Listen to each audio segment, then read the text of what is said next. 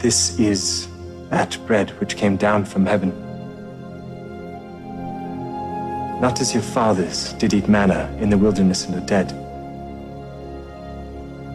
He that eateth of this bread shall live forever.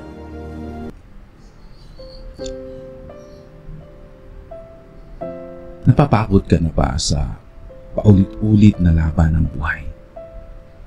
Yung tipong kahit anong gawin mo, parang walang nangyayari. Parang araw-araw, paulit-ulit lang. Trabaho, problema, takot at pagod. Minsan nga, hindi lang katawan ang pagod, kundi puso at kaluluwa. Alam mo kapatid, hindi ka nag-iisa. Lahat tayo dumarating sa punto ng sobrang pagod. Pero gusto kong tanungin ka, kailan mo huling hinayaan ng Diyos na pumatong sa balikat niya? Yung bigat na matagal mo nang binubuhat mag-isa. Ako nga pala si Brother Dave. At sa episode na ito, pag-uusapan natin ang isang napakalalim na tanong. Napapagod ka na ba sa buhay mo? Pero higit pa doon, aalamin natin kung paano mo mararamdaman ang kapahingahan na galing mismo sa ating Panginoon. May kakilala ako, isang kaibigan na nagtatrabaho araw at gabi para lang maitaguyod ang pamilya. Hindi naman siya nagrereklamo, pero minsan napansin kong tahimik siya. Sabi niya sa akin, "Dave, pagod na ako. Hindi ko na alam kung may saysay pa itong ginagawa ko." Marami sa atin parang ganun din. Sinisikap pero pagod. Lumalaban pero parang walang dulo. Ang problema minsan, pinipilit nating kayanin lahat. Pinipilit nating maging matatag kahit hindi na kaya. Pero kapatid, hindi ibig sabihin ng pagod ay mahina ka. Ibig sabihin lang yan, tao ka na nangangailangan ng Diyos. Ang totoo, gusto ng Panginoon na lumapit tayo sa Kanya bago pa tayo mapagod ng lubusan. Minsan, gusto nating iparamdam sa atin na hindi niya hinihingi na maging perpekto. Gusto lang niya na lumapit tayo ng may tapat na puso. Sabi nga, heaven is cheering you on today, tomorrow, and forever. Kahit pagod ka na, may langit na bumubulong. Anak, huwag kang sukuan. Huwag mong sukuan. Nandito pa ako. Ang pagod sa buhay ay hindi sinyalis ng kabiguan, kundi sinyalis na matagal mo nang nilalabanan ang digmaang dapat ay kay Kristo mo isinuko. Sa Mateo chapter 11, verses 28 hanggang 30, si Jesus mismo ang nagsabi, "Lumapit kayo sa akin, kayong lahat na nagpapagal at nabibigatan, at kayo'y bibigyan ko ng kapahingahan." Hindi niya sinabing, ayusin mo muna ang problema mo, saka ka lumapit. Ang sabi niya, lumapit ka ngayon. Ibig sabihin nun, sa gitna ng pagod, sa gitna ng kaguluhan, doon siya gustong makasama ka. Kapatid, baka ang kulang lang sa paglalakbay mo ay hindi lakas, kundi pahinga sa presensya ng ating Ama sa Langit. Naalala mo ba noon? Mas simple ang buhay. Wala pang gadgets, wala pang social media. Pero mas magaan ang loob ng mga tao. Mas madali silang ngumiti kahit mahirap ang buhay. Marahil noon, mas madalas nilang kausap ang Diyos kaysa sa cellphone. Ngayon ibang-iba na. Mas mabilis ang mundo, pero mas mabagal tayong ngumiti. Mas marami tayong gamit, pero mas kulang tayo sa kapayapaan. Kapatid, minsan, kailangan nating balikan ang mga araw na mas kontento tayo. Hindi dahil madami tayo, kundi dahil sapat na ang Diyos sa atin. Kaya kung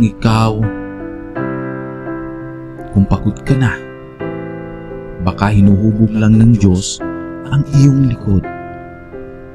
Hindi para madurog, kundi para tumatag. Maraming nanay, tatay, estudyante at manggagawa ang pagod na. Hindi lang sa trabaho, kundi sa pakikipagsabayan sa buhay. Yung iba, pagod ng umaasa, pagod ng magmahal, pagod ng mabigo. Pero alam mo ba, may kabaligtaran ang pagod kapag atin itong ipinipasa sa ating Diyos. Ang tawag doon ay kapahingahan ng ating kaluluwa. Hindi ito kapahingahan na parang tulog, kundi kapayapaan na kahit gising ka, kalmado ang puso mo. Kasi kapag natutunan mong pagkatiwala sa Diyos ang bawat desisyon, bigla mong marirealize, hindi mo kailangang kontrolin lahat. Ang mensahe ng pagod ay hindi sumuko ka, kundi lumapit ka. Ang pagod ay paanyaya ng Diyos para magpahinga sa Kanya. Kapag pagod ka, tandaan mo kapatid, hindi mo kailangang magpanggap na okay ka.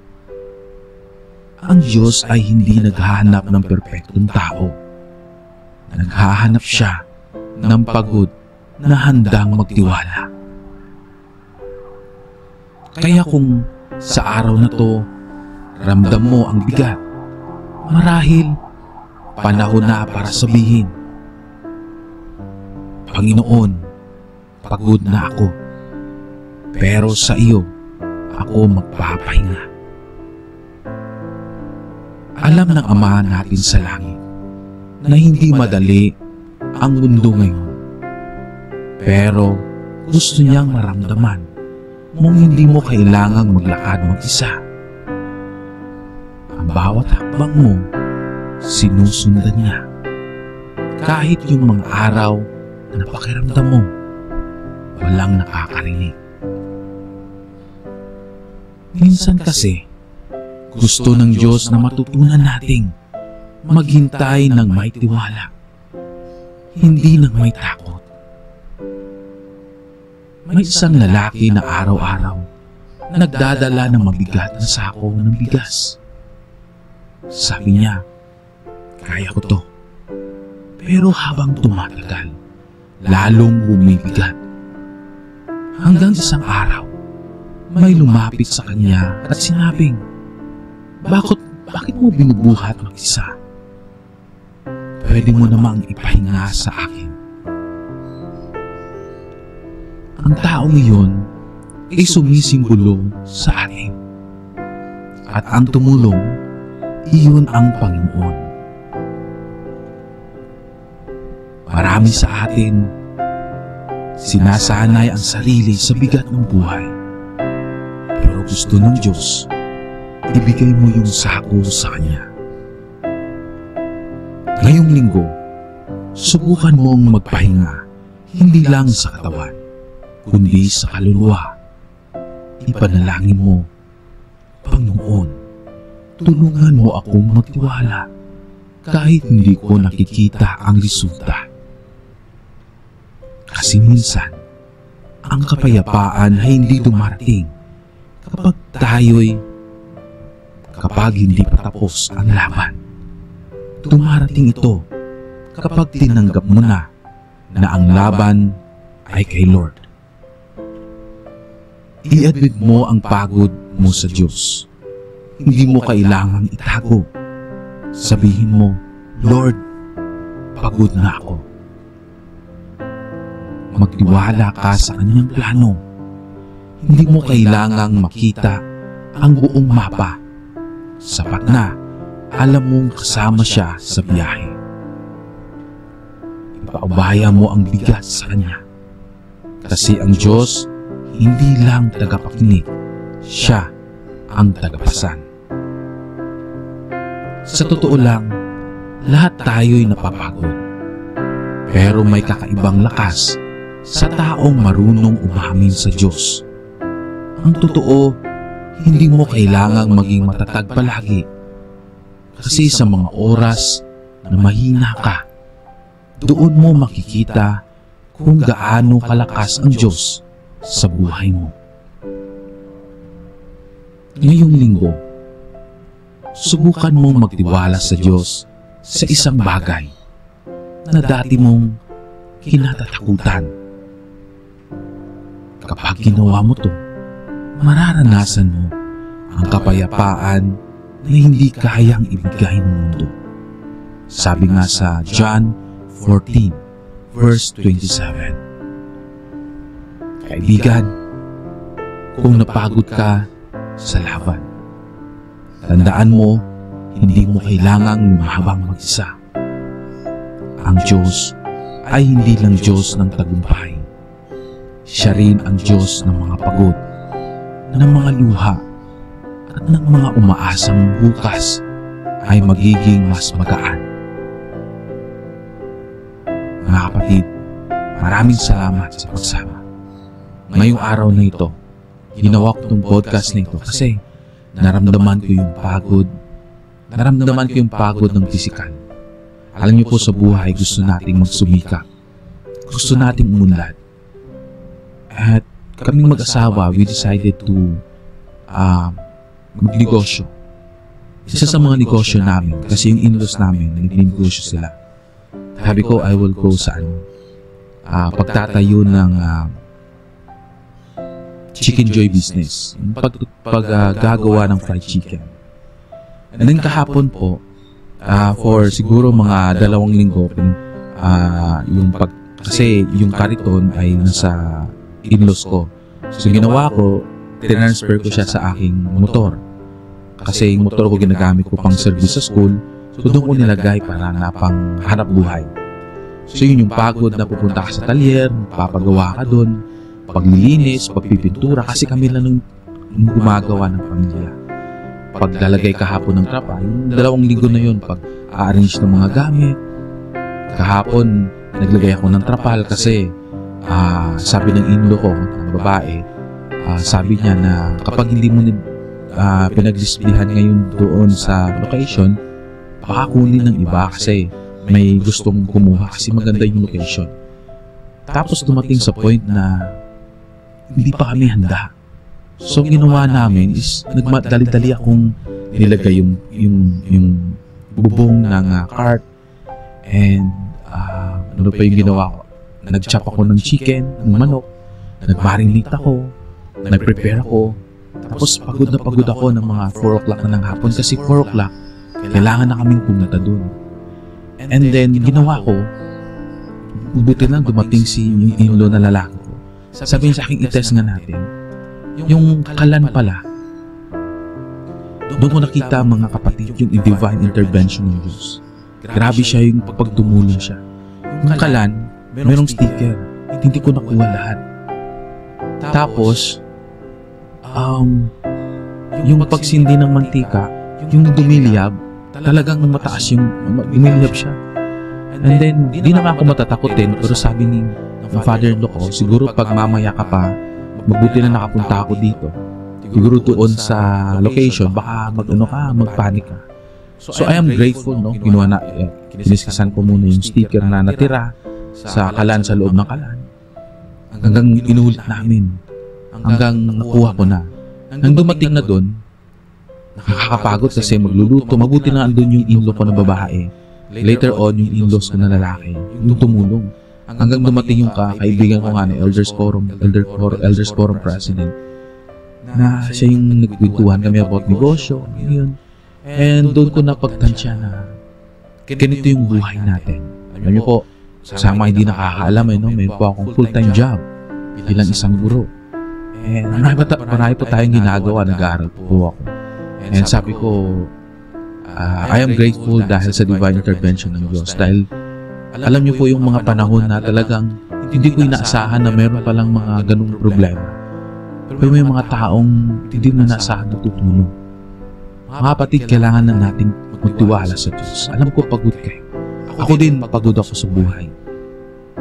Kasi para sa pamilya natin, para umunlad tayo, lalo na po dito sa Pilipinas, di ba? Yung mga opportunity dito, kung real talk lang yung pag-ausapan natin, hirap ng buhay. Pero naniniwala ako na nagpananampalataya sa ating Panginoon Kristo, sa ating masalangit, na andyan sila hanggang tumulong. Alam ko po na buhay sila. Alam ko talaga yan. Kasi kung hindi ko alam yan, wala ako dito. Hindi ako magpapatuloy sa buhay. Mga kapatid, ginagawa ko ito araw-araw dahil mahal po ko. Ito lang yung one way na makakapaglingkod ako ngayon sa inyo. Hindi man ako makapaglingkod ng physical, makapagtulong ng pera, pero sa mensahe ko na ibinabahagi ko. Maraming salamat sa mga taong na-inspired, nagbago yung buhay, at nagpatuloy sa paglilingkod sa Diyos. Alam niyo po, sino pa yung magtutulungan, mga kapatid? Tayo lang din. Mga kapatid, ako nasa Binalbagan, malapit na nito sa amin, Bago City, Negros Occidental, sa Pilipinas, sa ibang bansa. Maraming salamat sa pakikinig. And ako'y natutuwa dahil nakikinig po ako. May nakikinig. Alam niyo po, amat-amat o dahan-dahan sa buhay ko, nagbabago yung buhay ko. Nag-iiba yung buhay ko sa paggawa ng ganito. Sabi ko nga, if God will permit me someday, I will do this. Siguro most of my time na. Iba yung feeling na unahin natin ng Diyos, in spite na pagod tayo. No? Parang hindi natin iniisip yung mga ginagawa na natin sa buhay. Datapwat nagtitiwala tayo na the Lord will provide. Tulad ng ginawa niya kay Abraham. The Lord will provide. Tulad ng ginawa niya kay Moses, kay Nephi, at iba pang mga propeta sa mga anak niya. Mga kapatid, maraming salamat sa pagsama. November na po. At ngayon, dahil birthday ng nanay ko, after nito, pupunta kami sa bahay ng parents ko and then mag-celebrate kami doon ng birthday ng nanay ko. Mga kapatid, basta tandaan natin, pag may time tayo, hindi lang may time, basta may time na pumasok sa isip natin, kaya ko pa ang gawin yung paglilingkod ko sa Panginoon, gawin natin. Kahit sa sobrang busy natin, para wala tayong excuse sa paglilingkod sa Kanya. Mga kapatid, maraming salamat sa pagsama. Mapo po kayo. And all these things I live in the name of Jesus Christ.